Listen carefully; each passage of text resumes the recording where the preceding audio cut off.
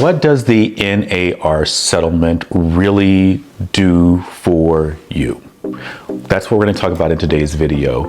And we're going to give you a little bit of the inside, behind the scenes sort of scenario of what I, as a real estate agent, and also one of the reasons I got into real estate. We're going to get into that. As we always like to say on this channel, let the show begin, because we're getting after it right now.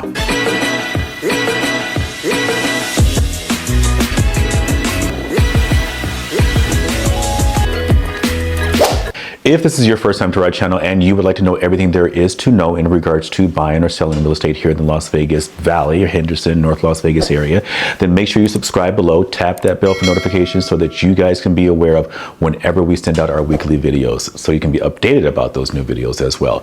My name is Lavert Pompey Benefield, and I am a team leader here in the Las Vegas, Nevada area in regards to real estate. We are proud to have 6 agents on our team at this particular time.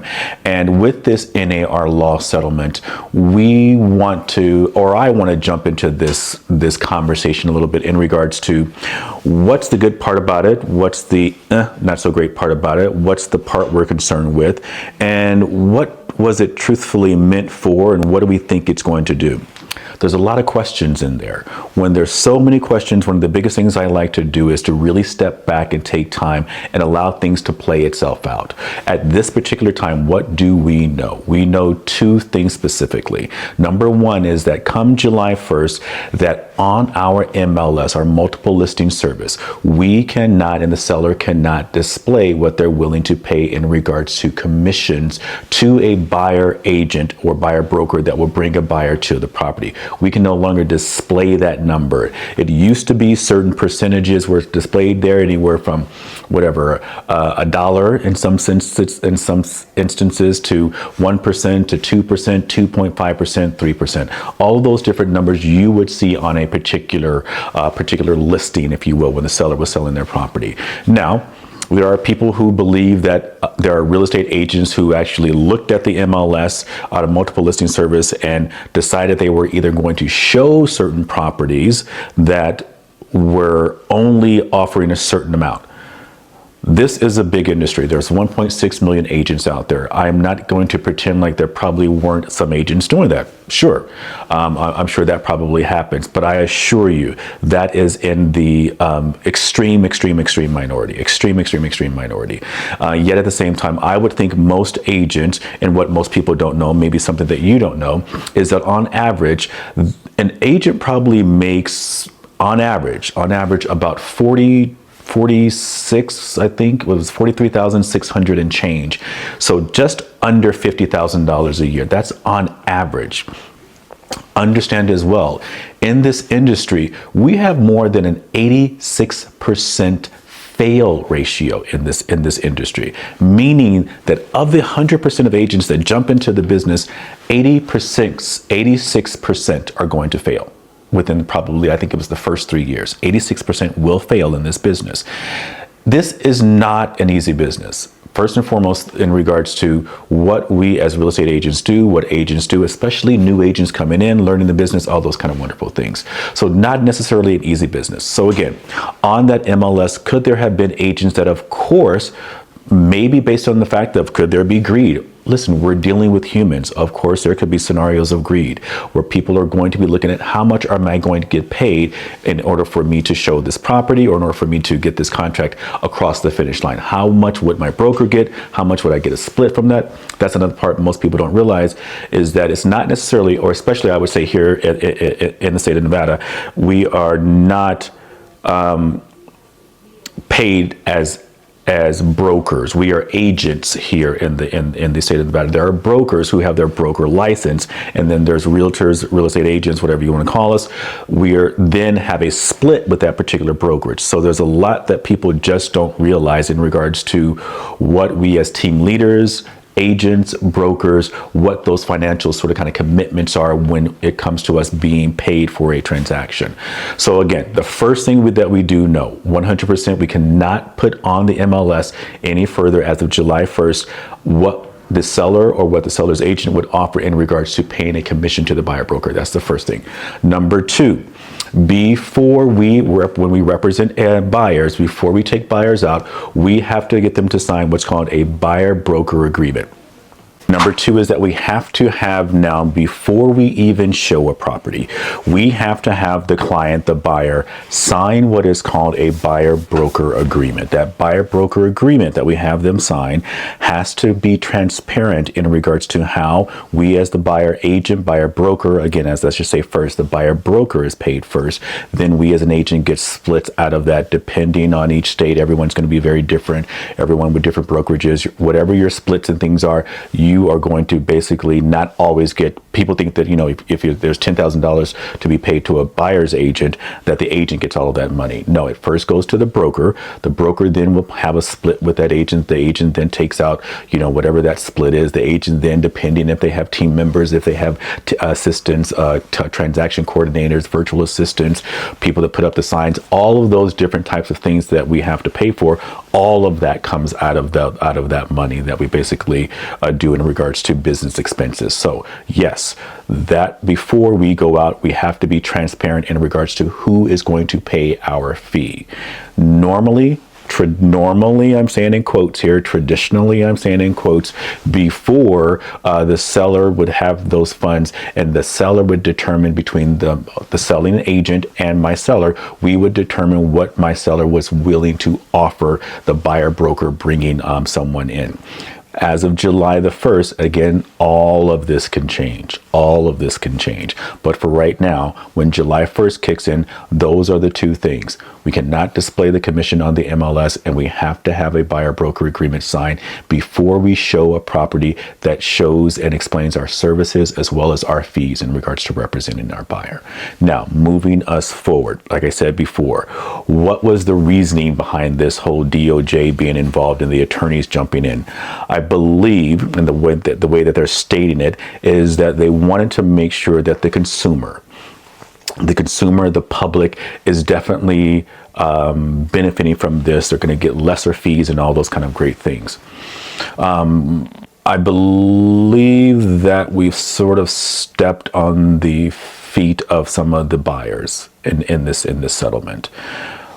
Buyers right now are dealing with the most expensive housing market that we've experienced. We are dealing with the highest interest rates that still have not necessarily adjusted. They have gone down, they've gone back up, but now they're sort of kind of maintaining, but still high interest rates in regards to today's market. We are also dealing with unemployment, we're dealing with inflation, we're dealing with all of these economic things that are occurring, that are happening right now for buyers. And now we're asking them to possibly bring in tens of more thousands of dollars to purchase their home. I'm not really sure if someone was in the room where it happened that really was a practitioner of real estate that gave input to the DOJ, that said, this is a great idea, this would work, this would really help the seller. I believe that most of my sellers, after speaking to a few of my sellers this week, people that are ready to list their properties, there's a lot of confusion out there. People are believing that, okay, great, I don't necessarily have to pay that buyer commission. Let's understand this. That has always been an option. Even years ago, 17 years ago, when I first got into the business, it was an option for sellers to not pay any broker's commission or a certain amount of broker's commission. It was always an option for a seller to sell a property on their own. It was always an option for everyone to be able to negotiate commissions. All those different types of things was always on the table. As far as I know, that is the way I always have operated. That's the way I've always taught team members and agents coming into the business as well. So that has always been there. Now, this is basically stating that from the seller's point of view, like I was saying, I had a few listing appointments and our sellers were thinking, okay, great, I don't have to pay 6%, which we never had to pay 6% before. You can negotiate that as well. They were thinking, okay, great, I can just pay you as my listing agent and then that's all I had to pay. That option's there. That option, like we said, is 100% there. However, we'll discuss with you individually. Everyone's situation is unique. There is not one transaction that is going to be the same every time. time you do it. There are certain things we do in transactions just 100%, but everyone's dynamic is going to be slightly different. That's going to make it a little bit different than the other person's, all that kind of great stuff. So it really depends on all the things that you as a consumer are looking for. But the DOJ, I believe, was hoping to bring those fees down and basically state, well, listen, the seller can pay their agent, and then now the buyer can pay their own agent. Again, we're asking buyers to come in with thousands upon thousands of dollars. Reach out to us. Buyers, please do not be fearful of this information that you're hearing, the misleading headlines that you're hearing out there.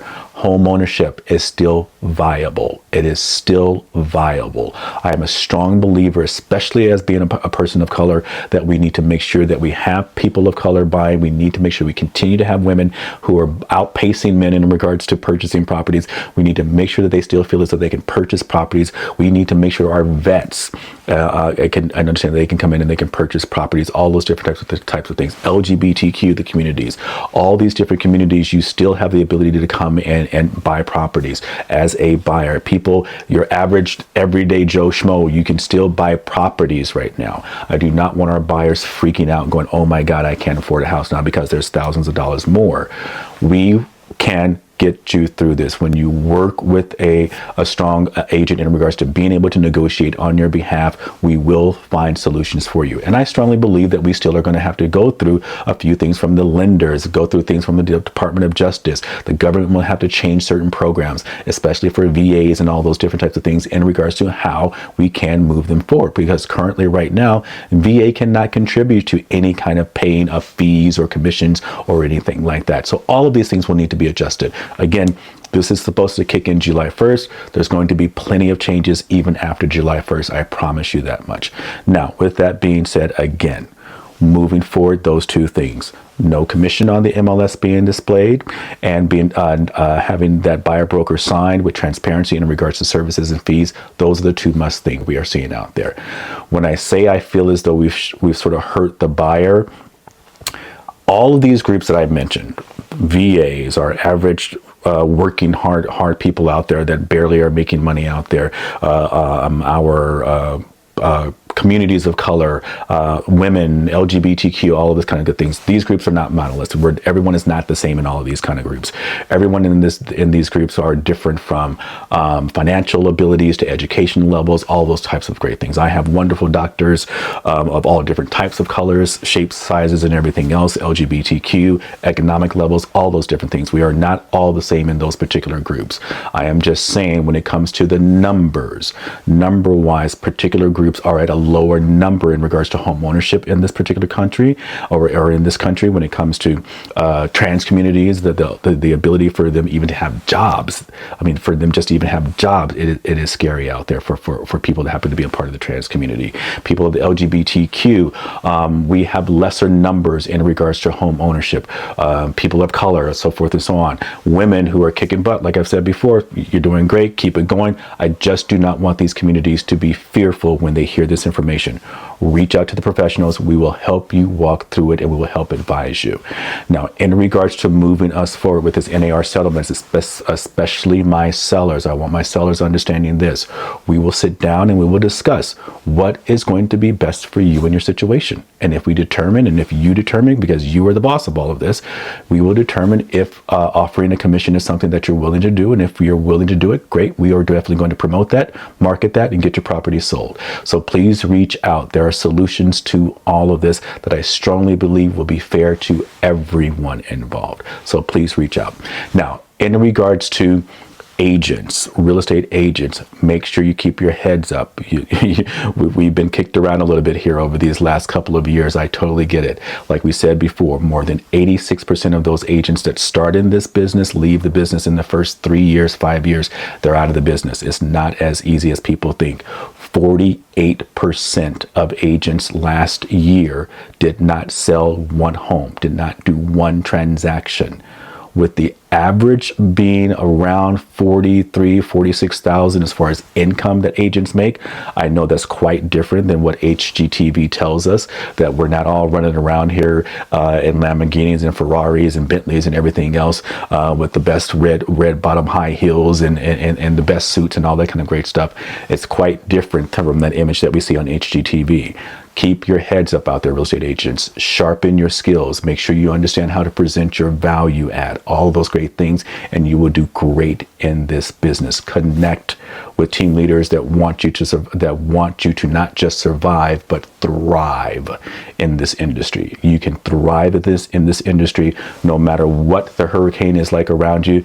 Continue being that eye of the storm and being calm and keeping transactions on track and across the finish line.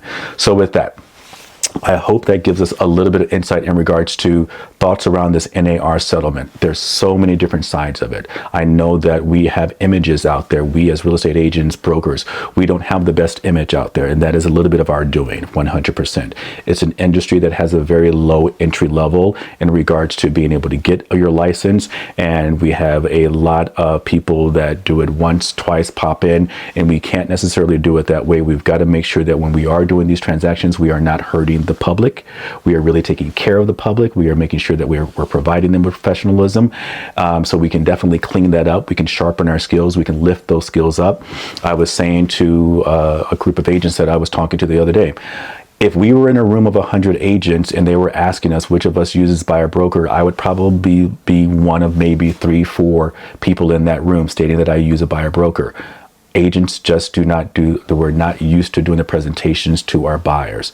Get used to doing the presentations to the buyers. It's really a very wonderful thing.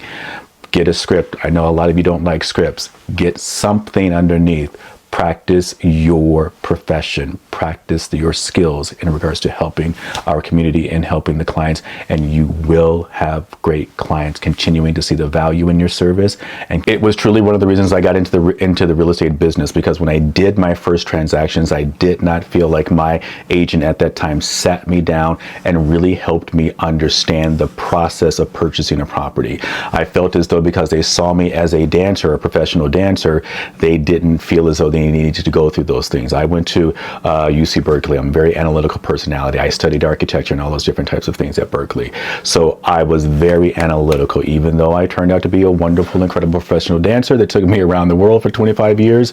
I still had that background. So I did not feel as though that was done. It is important for me. It is important for our team that our clients, no matter if you bought one house or if you bought 100 homes, we still are going to take you through a process as much as we possibly can, just to remind you of things, because even after you've purchased your 10th house with us, there's still small things that you forget or you don't remember. That's our job. That's why you hire us. Now, for the warriors, the keyboard warriors that just want to hate on real estate agents, have at it. Leave your comments. I love that kind of information. I love that interaction. I'm sure you're just going to say, listen, I did it on my own. I bought my own properties without an agent, all that kind of great stuff. I just use an attorney. All of it, welcome. Please put it down there. That's okay. This is the United States of America. We still have a right to express whatever we wish to express. So go for it. Now, I want you to think about this aspect of it, though. If you had an agent that made your transaction look so easy that you felt like you could do it, you probably had a great agent, because it is our job to make this look easy, to make you stay away from all the bumps, the bruises, the ups and downs, the crazies. You are going to experience some of those small bumps when you would deal with things like, going through the underwriting portion, when they're looking at your information towards the end of the transaction, if you're dealing with the loan. So you'll be dealing with those different types of bumps and those ups and those downs. You're going to be dealing with it when you do your due diligence, your 10-day due diligence. We have to order your inspections, your appraisals, and all those different types of things. That's when most of my clients tend to feel the bumps and the bruises of the transactions, but they do not understand and or see the other parts of the transaction. That is the reasons our clients hire us. They do not want to be a part of that. They want it handled. They want it taken care of. I have predominantly, most of my clients are going to be those professionals, the doctors, the attorneys, the pilots, the military, all those kind of wonderful things, police officers. We deal with a lot of professional people that love things organized. They love systems. They love processes, and they want it taken care of. So we will will have a lot of those people that will always come to us. More than 90% of buyers last year, more than 90% used buyer's agents. I don't think that that's going to change anymore this year. I promise you, even with this NAR lawsuit, because people will always see the value in regards to what a professional will bring and get them away from the issues they do not want to be a part of. So I pay for it all day long. I don't want to deal with certain things in my life. I want it handled. I want it taken care of. We provide those same services, but I get it. There are a lot of people out there that are very DIY. Knock yourself out. I will never, ever say it's a bad thing. Do it yourself if you'd like to do it yourself. But for those of you that are looking for those people that want to advise you, stand with you, walk along aside you when you're dealing with your real estate, we're here. For those of you that understand the value of professionals being able to help and advise and walk with you in regards to your real estate journey, reach out to us. We'd love to be of a service and make sure that we can advise you to the finish line and the goal that you are looking for in regards to your real estate. And we will see you in the next video. Take care.